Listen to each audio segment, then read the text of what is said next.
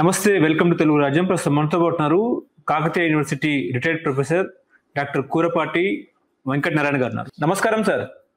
నమస్కారం నందు. ముఖ్యంగా నేపాల్ విధ్వంసానికి గల కారణాలు ఏంటి, అక్కడ ఎందుకు జెన్జెడ్ నిరసనకారులు సోషల్ మీడియాపై బ్యాన్లు విధించడంతో అక్కడ నిరసన వ్యక్తం చేస్తున్న నేపథ్యంలో ఈ నిరసన అనేది కేవలం ప్రభుత్వం మీదనా లేకపోతే అక్కడున్న రాజకీయ నాయకుల మీదనా అనేది చర్చ. అదేవిధంగా నేపాల్లో ఉన్న రాజ్యాంగాన్ని మార్చాలి, అదేవిధంగా రాజకీయ నాయకుల సంపదని కూడా జాతీయం చేయాలని చెప్పేసి కూడా అక్కడ డిమాండ్లు వినిపిస్తున్న తరుణంలో నేపాల్ విధ్వంసాన్ని ఎట్లా చూస్తారు సార్? ఇప్పుడు ఈ మధ్యలో మనం గత 4-3 సంవత్సరాల నుంచి మన భారతదేశానికి చుట్టుప్రక్కల ఉన్నటువంటి కొన్ని దేశాల్లో ఇలాంటి నిరసనలు, ప్రొటెస్టు, అదేవిధంగా హింసకు అవకాశం ఇచ్చేటువంటి సంఘటనలు పెద్ద ఎత్తున జరిగినవి ఉన్నాయి. అందులో ముఖ్యంగా సిలోన్లో అదే జరిగింది. బహుశా అది 3 సంవత్సరాల కింద జరిగి ఉంటుంది. అట్లనే అంతకుముందు వేరే మన వెనిజులాలో కూడా జరిగింది. అది ఇప్పుడు నేపాల్లో జరుగుతున్నది. బంగ్లాదేశ్లో గత సంవత్సరం జరిగింది.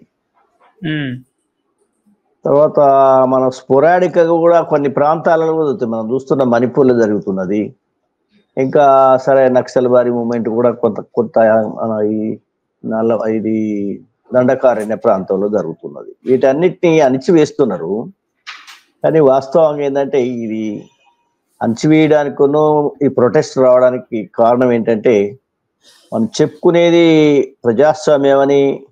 ప్రజాస్వామ్య ముఖ్యంగా మన భారతదేశానికి రాజ్యాంగం ఉన్నది. అట్లా ఇతర దేశాలకు కూడా అట్లా వాళ్ళ పద్ధతులు వాళ్ళకు ఉన్నాయి. కానీ రాజ్యాంగం ఒక పక్కన ఉంటే పాలకుల విధానాలు అనేటి పూర్వం ఎట్లయితే రాచరికంలో దోపిడీ చేస్తూ బానిసలం చేస్తూ రాజ్యం నడిపిన విధంగానే పరోక్షంగా ఇవాళ ఈ ప్రజాప్రభుత్వాలని చెప్పబడేటివి కూడా అట్లనే ప్రజల మీద దోపిడీ చేసుకోవడం, పాలకులు తిలాపాపం తలా పిడికెడ్లాగా పంచుకోవడం అనేది చూస్తున్నారు. అందుకే ఎన్నిసార్లు ఎన్నికలు చేస్తే ఉంది, మళ్ళా గవాళ్లే వస్తున్నారు కదా. ఏ పార్టీ వచ్చినా కానీ ఇక దోపిడీదారులే వస్తున్నారు. సరే మన ప్రధానమంత్రి ఒక్కడు కరెక్ట్ కాకపోవచ్చు మన దేశంలో, కానీ అనేక మంది ఈ వ్యవస్థలో సంపాదన అనేది నిరాటంకంగా జరుగుతుంది. కాబట్టి ప్రజలేమో పూర్తిగా రాను గత 30 సంవత్సరాల నుంచి దేశాలన్నీ కూడా గ్లోబలైజేషన్లో భాగమైనవి.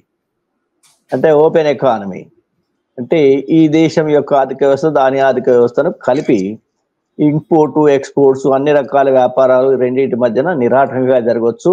వాళ్ళ పెట్టుబడులు ఇక్కడికి పెట్టుబడి. కానీ అలాంటి పెట్టుబడులతో జరిగింది ఏంటంటే వాళ్ళు లాభాలు తీసుకుపోతున్నారే కానీ వాళ్ళు పాలకుల యొక్క వాటా పంచిస్తున్నారు. కానీ ఇక్కడ పాపులేటెడ్ కంట్రీస్ ఇవన్నీ కూడా సిలోన్ కావచ్చు, లేకపోతే నేపాలే కావచ్చు, మన భారతదేశమే కావచ్చు, ఈ పాపులేటెడ్ కంట్రీస్లో పేదలకు ఏమి లేకుండా ఇండస్ట్రియలైజేషన్ చేసి కార్పొరేటైజ్ చేసి వ్యాపారాలు వృత్తులన్నీ కోల్పోయేటట్టు చేసినటువంటి విధానాలు అమలు పరుస్తున్నారు.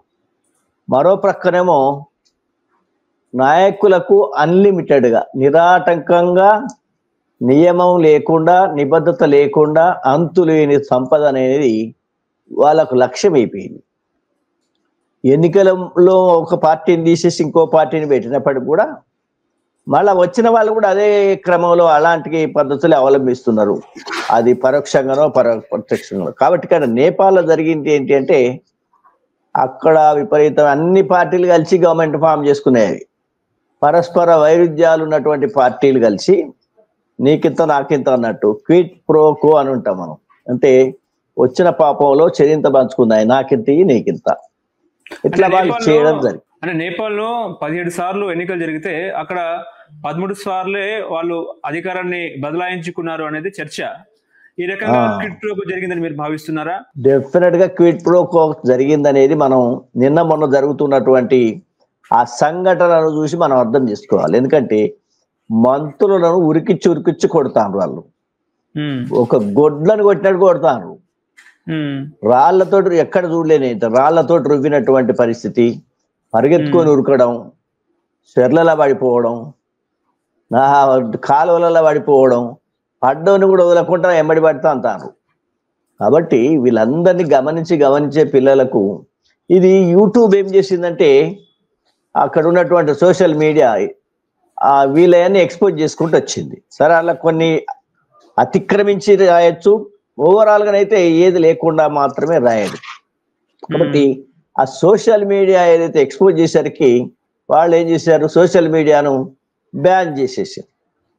ఇక ఆయనతో ఉన్న కాస్త ప్రజాస్వామ్యానికి ఎంతో అంతో దానివల్ల ఉపయోగపడుతుంది కదా, ప్రజాస్వామ్యానికి అది అన్ని పేపర్లన్నీ అమ్ముడుపోయినాయి, పెద్ద పేపర్లన్నీ అమ్ముడుపోయినాయి, పార్టీకో పేపర్ అయిపోయింది, పార్టీకో ఛానల్ అయిపోయింది. కనీసం యూట్యూబ్ ఛానల్స్ అయినా కానీ యూట్యూబ్ ద్వారా వచ్చేటువంటి ఇన్ఫర్మేషన్ అయినా ప్రజలకు అందుతుంది ఫ్రీగా అనేటువంటిది మనకు ఒక ఆశ ఉంది.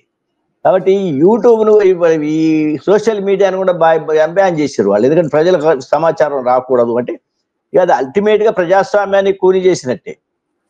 అల్టిమేట్ గా ఈ ఆ సోషల్ మీడియాని బ్యాన్ చేయడం అంటే దాన్ని ప్రజాస్వామ్యాన్ని యాక్సెప్ట్ చేస్తలేం, ఎన్నికలు వేయాలి, మేము తర్వాత దోపిడీ చేసుకోవాలి, మీరు ఏం మాట్లాడొద్దని చెప్పేటువంటి పద్ధతిలో వాళ్ళు అలా చేశారు.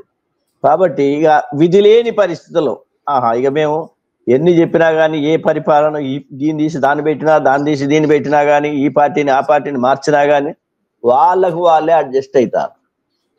ఇప్పుడు మన దేశంలో కూడా ఏమవుతుందంటే హైలీ కరప్ట్ వాళ్ళందరూ బీజేపీకి సరెండర్ అవుతారు. ఇక అది అరెస్ట్ అయిన వాళ్ళ మళ్ళీ పునీతుడు అవుతాడు. రేపు కాంగ్రెస్ లో కూడా అట్లే జరిగింది అంతకుముందు. కాబట్టి ఈ అడ్జస్ట్మెంట్ అనేది జరుగుతూ ఉంది.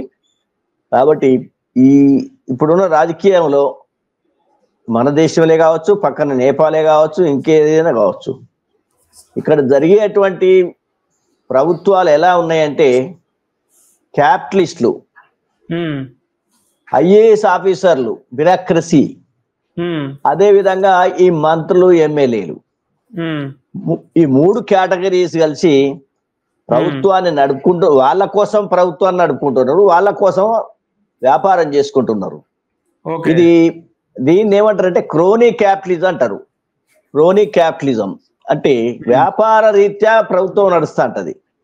కాంట్రాక్టర్లకు, కార్పొరేట్ సంస్థలకు, అందులో న్యాయ వ్యవస్థ కూడా ఇన్వాల్వ్ అవుతుంది. కాబట్టి ఇవాళ మీరు చూడండి, సుప్రీంకోర్టు మీద దాడి చేసారు వాళ్ళు, పార్లమెంట్ మీద దాడి చేసిండ్రు, ప్రధానమంత్రి ఇంటి మీద దాడి చేసిండ్రు. అంటే వ్యవస్థలన్నీ కూడా ప్రజలకు ఉపయోగపడతలేవనేటువంటి ఒక నిరాశకు లోనై, నిస్పృహకు లోనై ఈ సంస్థలన్నీ మాకేం చేస్తున్నాయి, ఇవన్నీ మమ్మల్ని రక్షించాలి, మా హక్కులను రక్షించాలి, మా ప్రజాస్వామ్యాన్ని రక్షించే సంస్థలే చెడిపోయినాయి అంటే ఇవాళ ఇక్కడ భారతదేశంలో ఉన్న పాలకులు, రాష్ట్రంలో కావచ్చు, దేశంలో ఉన్న అర్థం చేసుకోవాలి. దీన్ని చూసి పక్కనే ఇప్పటికీ 2-3 దేశాలలో జరుగుతున్నదంటే మన దేశంలో కూడా దీన్ని చూసిన యువత ఏమనుకుంటారు, వాళ్ళకు ఇన్స్పిరేషన్ అయిపోతుంది. కాబట్టి ఇప్పటికైనా ఈ దోపిడీ ఆపేయాలి, కార్పొరేట్ శక్తులను తీసుకొచ్చి మంత్రులను చేయడం, అంతకుముందే జైల్లోకి పోయిపోయి ఇచ్చిన వాళ్ళందరినీ ముఖ్యమంత్రులను చేయడం, పోవడానికి సిద్ధంగా ఉన్న వాళ్ళకు కూడా మళ్ళా మనం బ్రహ్మరథం పట్టడం, ఇది మానుకొని మనం ఈ ప్రజాస్వామ్యాన్ని నిలుపుకోవాలంటే తప్పకుండా పాలకులు ఒక రియలైజేషన్కి రావాలి. లేకపోతే వాళ్ళకు కూడా ఇదే గతి పడుతుంది. ఎన్నడో ఇవాళ కాకుండా 5 ఏళ్లకో 10 ఏళ్లకో అదే గతి పడుతుంది. ఎందుకంటే ప్రజలు ప్రభుత్వాలను మారుస్తున్నారు, పార్టీలను మారుస్తున్నారు, అయినా పాలనలో మార్పు రాలేదు, అయినా కరప్షన్ లో మార్పు రావడానికి పెరుగుతూ ఉన్నది. ఇప్పుడు మీరు గమనించండి, మన రాష్ట్రంలో ఒక 10 మంది ఐఏఎస్ ఆఫీసర్లు నోటెడ్, అందరికి తెలిసిన విషయమే అది. వాళ్ళు ఎన్ని స్కాములు చేసారు గత ప్రభుత్వంలో భాగస్వామ్యాలై, అయినా మళ్ళీ ఇప్పటి ప్రభుత్వాలు కూడా మళ్ళీ వాళ్ళే అదే కీలకమైన స్థానాలలో ఉంటారు కదా, మళ్ళా గదే కాంట్రాక్టర్లు ఇళ్ళంచాలకు అల్లనించిళ్ళకి దుంకుతారు కదా, గదే ఎమ్మెల్యేలు కార్పొరేట్ సంస్థలు ఉన్న వాళ్ళందరూ మళ్ళీ ఇటు నుంచి అట్ట దుంకుతారు కదా. అంటే ప్రజలు ఎంత మార్పు తీసుకొచ్చినా మార్పును వాళ్ళు అంగీకరించడం లేదనేది ఈ థర్డ్ వరల్డ్ కంట్రీస్, వర్ధమాన దేశాలు అంటారు. హలో, తెలుగు రాజ్యం ఛానల్ చూస్తున్నారా? సామాజిక, రాజకీయ, జీవన చిత్రణే తెలుగు రాజ్యం. అతిశయోక్తులు అసత్యాలు ఉండవు. రాజకీయ కోణం కాదు, ప్రజా కోణమే కొలబద్ద. తెలుగు రాజ్యం వీక్షణ మీ ఉత్తమ అభిరుచికి నిదర్శనం.